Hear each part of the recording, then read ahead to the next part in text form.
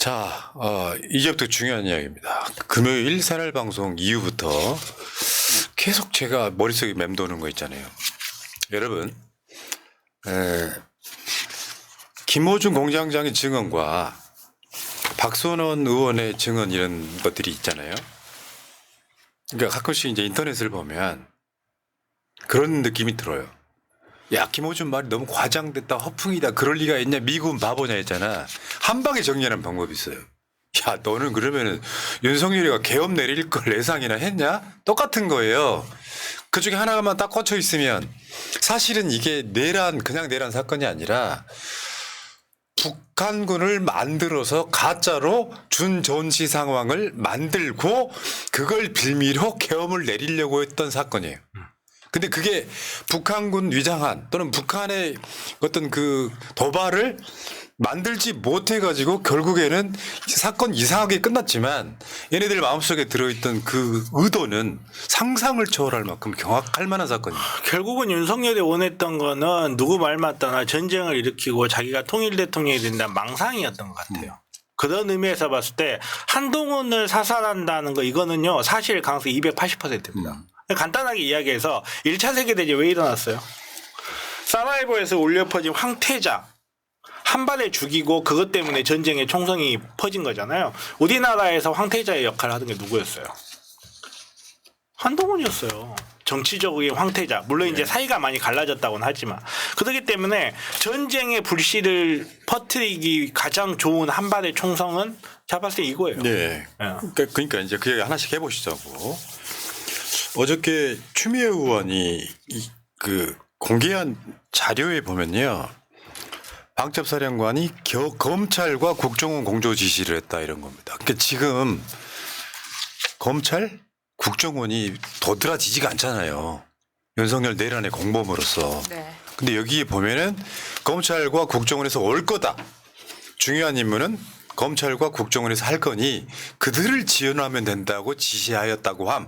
그러니까 이제 검찰이 지금 윤석열 수사하는 게 맞냐 이 얘기가 나오는 거고요. 검찰과 국정원이 쏙 빠져있다 이런 얘기예요. 그러면 사실 검찰과 국정원은 이 안에 내부에서 내란에 동조하는 공범이 분명히 있다는 거죠. 네. 이걸 찾아야죠. 없을 수가 없죠. 진짜 무서운 겁니다. 없을 수가 이거. 없어요. 왜냐하면 아무리 군대가 사법 시스템을 장악한다고 하더라도 군대가 수사할 거예요. 군대가 누구 잡아들여 했을 때 군대가 가가지고 헌병들이 수사해서 할 거예요. 결국은 검찰이 하거든요. 옛날에 브루스 윌리스 나오는 영화 중에 태양의 눈물인가 하는 영화가 있어요. 뉴욕에 계엄령이 퍼져 있고 이 계엄령 상황에서 계엄 장군이었던 브루스 윌리스하고 검사하고의 갈등이에요.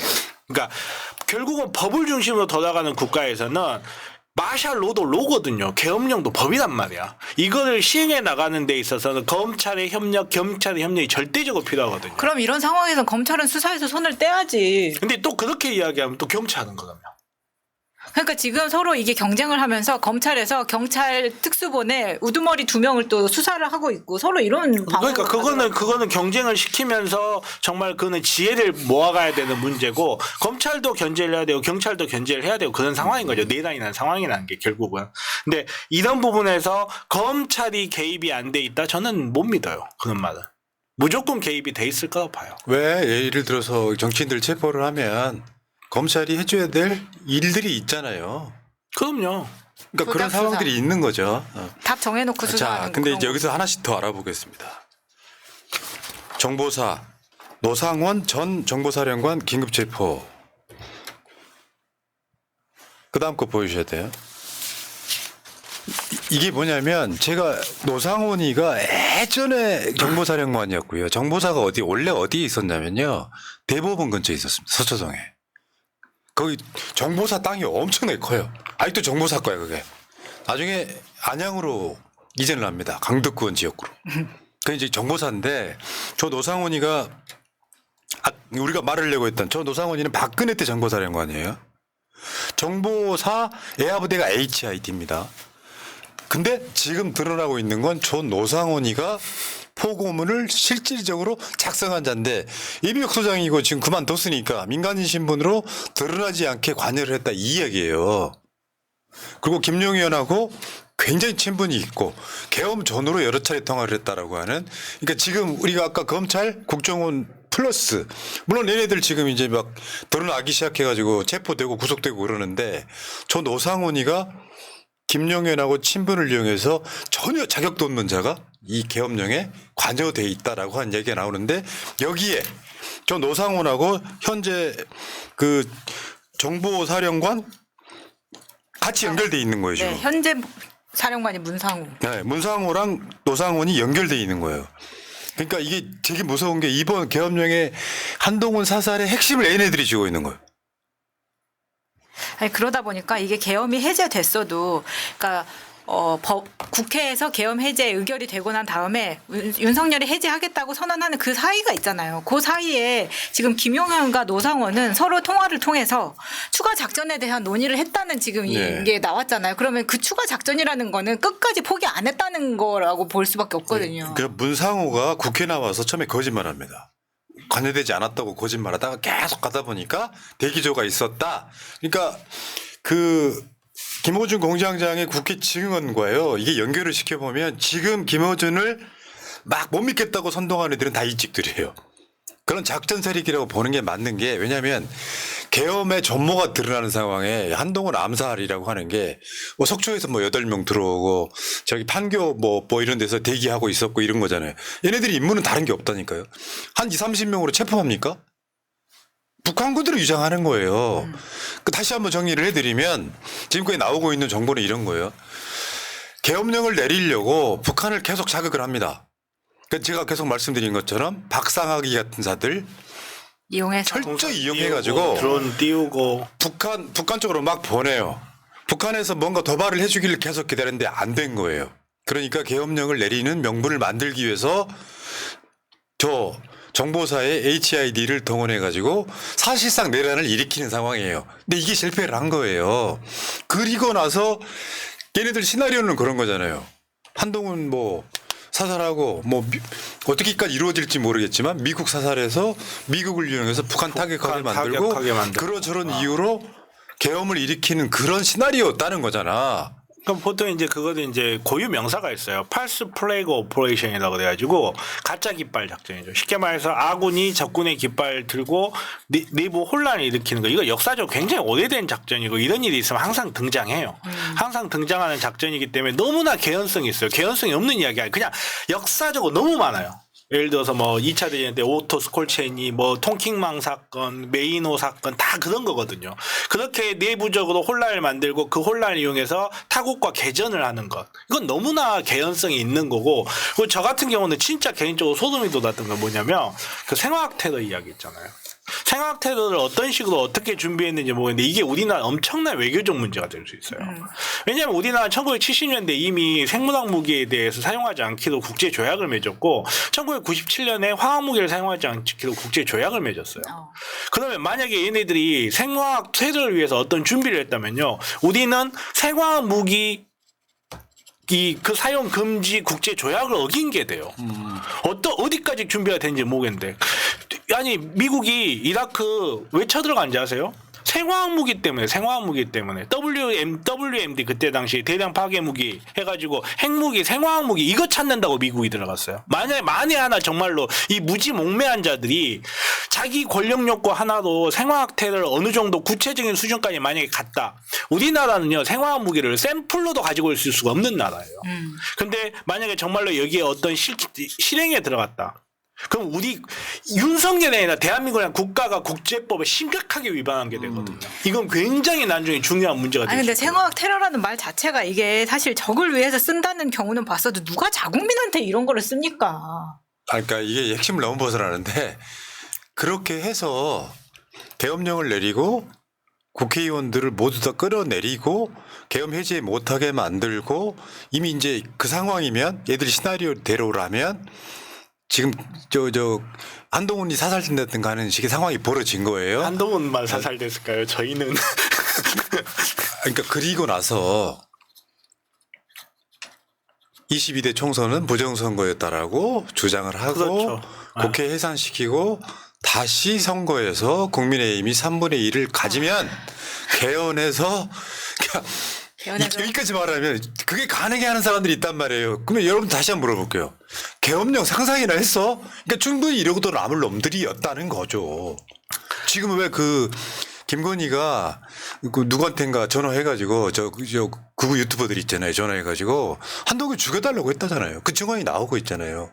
그래가지고 윤석열이 아니라 개헌을 하면 그 다음 대통령이 김건희다. 여기서 그거를 약간 귀동으로 들은 살짝 귀동냥한 천공이 먼저 25년에 통일된다고 했던 거랑 다 같은 맥락이라는 거지. 그러니까 들으면 들을수록 소름 끼치는 게 아니라 웃겨. 이런 생각을 했다는 게. 근데 권력을 가진 자들이 결국 그걸 했다는 거 아니에요. 그러니까 윤석열이 얼마나 미쳤냐면 사실 한 2달 전에 계엄은 실행이 되면 무조건 망한다. 왜냐하면 계엄이 됐건 전쟁이 됐건 자기 기본 지지율이 있어야 돼요. 그렇지 않은 상태 100% 실패야. 근데 그거를 실행을 할 만큼 정말 제정신이 아닌 자들 뽑은 그들은 누굽니까 도대체. 정상적으로 보면 우리 상식으로는 이해가 안 됐어요. 딱 금요일까지 사실 좀 이해가 안 됐거든. 계엄에서 뭐 하려고 그랬지? 근데 전체적인 퍼즐을 맞춰보니까 계획이 어마어마했던 거죠. HID가 왜 나와요, 여기서? HID 임무는 되게 단순한 거예요. 소수의 병력이 5.18에 북한군이 투입됐다고 하는 그 역할극을 하려고 대기 중이었던 거예요. 그렇죠. 이러니 씨발 세상에. 그러니까 예를 들어서 뭐 김어준이 바보가 아닌 이상 국회까지 나와서 그런 얘기 하겠습니까? 너무 엄청나기 때문에 못 믿는 사람이 있을 수 있겠지만 계엄령 자체는 안 엄청나니? 근데 계엄령을 왜 내리려고 했을까에 대한 퍼즐을 정확히 맞춰준 거예요. 어떤 방식으로? 북한이 도발을 안 해주니까 북한군 위장한 놈들 들어와가지고 짜고 치는 고스톱 하겠다는 거잖아요. 그러니까 북한이 찐 광기 앞에 무릎을 꿇은 거죠. 가짜 광기가. 어? 저 새끼 도발했다는 저 새끼 진짜. 김정은 입장에서는 전쟁할 돈이 없거든요. 돈이 없죠. 제가 한 6개월 전에 그런 이야기 한 적이 있어요. 이거 북한 가지고 국내 정세를 바꾸기 어려울 거다. 왜냐하면 전쟁하면 너무 빨리 끝나. 네. 북한하고 전쟁하면. 재미를 못 보거든. 내가 더욱 분노하는 거 하나 있어요. 정보사가 그 군무원 군사 기밀 유출 사건이 있었습니다. 그래가지고 블랙 요원이 다 들어갔어요. 큐민트 다 날려버려. 네, 심각한. 그래가지고 해편이라고 하는 것은 해체하고 다시 만드는 거예요. 그 상태에서 이 정보사 놈들이 계엄에 북한군 역할을 하려고 등장하는 거 있잖아요. 그러니까 지금 국회의원들은 체포조라고 이야기하는데 사살조 맞습니다. 체포는 정보사 요원들 20-30명이 어떻게 해요? 병력이 많은 수방사가 하든 특전사가 하겠지만 정보사애들은 북한 역할을 하는 게 맞습니다. 오늘 그 김병주 의원이 한 말이 있죠. 한동훈 암살 시도 사실일 가능성이 있다. 미국에서 정보가 조금씩 들어오고 있다. 아니 저는 엄청나게 높을 거라고 봐요. 시나리오 상 봤을 때 그냥 전쟁사에서 이런 일은 워낙 비일비재한 일이기 때문에 전쟁사에 조금이라도 관심 있는 사람이면 저런 작전 저렇게 흘러가는 거 완전 개연성 158% 이렇게 이야기할 거야. 그러니까 이 있어. 지금 이제 그 이직들로 추정되는 애들이 온라인에서 무슨 얘기냐면 미국은 왜 가만히 있냐 이런 얘기 하잖아요. 가만히 안 있었잖아. 김병주 의원 이야기가 이해가 돼요. 도청에서 알고 있는데 그 정보를 밝히면 도청한다는 사실이 발각될 것 같아서 조금씩 흘리고 그렇죠. 있더라 이런 조금씩 얘기예요. 흘리는 거죠. 그리고 과자 부스러기 흘리는 거지. 미국이 적극적으로 도청하려고 한 거 아니잖아요. 그치 대놓고 도청을 당해준 거지. 그러니까 윤석열이 정말로 제정신이 아니라는 게 자기가 자유의 투사라고 생각해가지고 자기가 하는 일이 자유 우방에 도움이 된다. 내가 이대로 내대 땅을 몰고 중공까지 치들어가겠어 이러고 있었을 거야. 그러면 미국 형님이 나 도와줄 거야. 나는 약간 좀 그런 좀 하이한 상태가 아니었을까 맞아요. 좀 생각을 하고.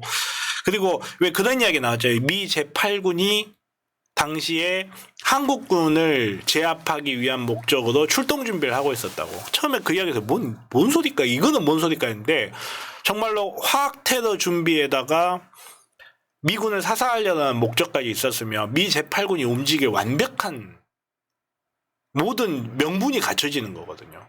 특히나 화학무기는. 그러니까 아무튼 뭐 이런 저런 이야기 하다 보면 정말 어찌 됐건 간에 우리 국민들이 정말 세계 3차 대전을 막았어요. 아니 진짜 농담이 아니라 진짜. 그러니까 왜 그 진짜다. 어떤 계획에 변수가 등장한 거예요.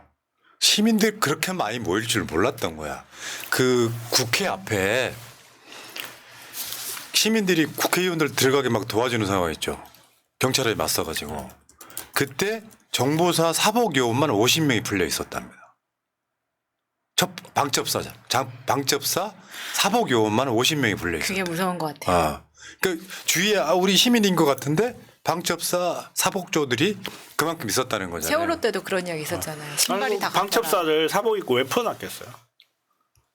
왜 풀어놨을 것 같아요? 왜? 시민들 못 뭉치게 혹은 오히려 거기에서 어떤 소요를 노렸을 수도 있죠. 예. 그런 거예요. 그러니까 폭력 사태 나게 만드는 것일 수도 있고. 오히려 그런 걸 노렸는데 제가 봤을 때는 얘네들 뜻대로 안 움직였어요. 제가 봤을 때는 이번 계엄의 가장 큰 실패 원인은 윤석열 그 자신이에요. 제가 봤을 때 그래요.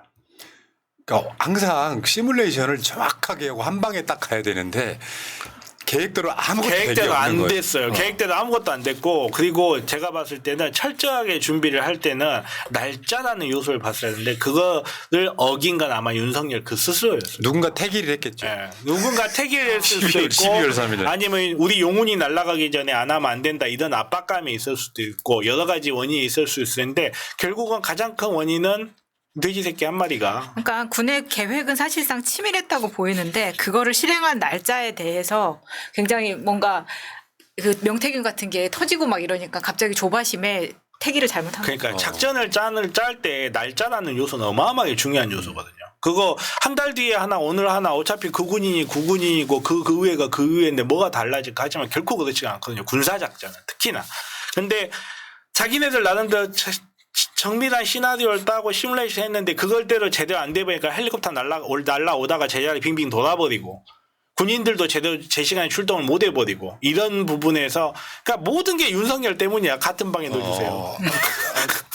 제가 이런 거 있잖아요. 국회에서 계엄이 해제되고 났을 때 바로 그것을 국무회의를 소집해서 하는 게 아니라 막 지하 벙커로 들어가서 막 그 국회 법령짐 가져오라 그러고 이거 무효화시킬 방법 찾고 이런 거였는데 그러니까 계산했던 것 중에 우리가 갖고 있던 의문점 하나가 풀린 거예요. 왜? 전시도 아닌데 전시를 만들려고 했던 거예요. 전시에 준하는. 맞아요. 전시를 만들려고 했어요. 정확히. 예를 들어 북한군이 국민의힘 대표를 사살하는 걸로 이 사건을 시작하려고 했던 거죠. 그러니까 내부적 외부적 명분을 쌓는 거죠. 내부적 명분으로는 대한민국의 주요한 정치인이 북한군의 손에 암살됐다. 외부적 명분으로는 생화학 테러 그리고 주한미군이 사살됐다.